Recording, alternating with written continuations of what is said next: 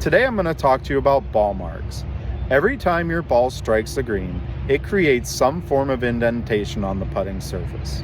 By doing your part and properly repairing your ball mark before putting out, you can help us ensure quality putting surfaces throughout the season. You'll need a tool to repair your ball mark. These are provided at the Pro Shop free of charge at the desk. Please pick one up before your round if you don't have one. If you find yourself without one throughout your round, you may also use a tee. Now I'm going to show you how to repair a ball mark. Once you've identified your ball mark, you'll notice that there might be a rise on one side of the mark. This is where you're going to want to begin. Take your ball mark repair tool, starting at that end, and insert and push in.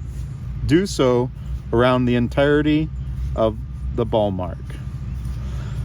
It's important not to insert and pry up, as this will separate the roots from the soil, leading to longer lasting damage. Once you've filled in the mark, then you can take your putter and give it a nice tap, and you've got a smooth surface for those following behind you.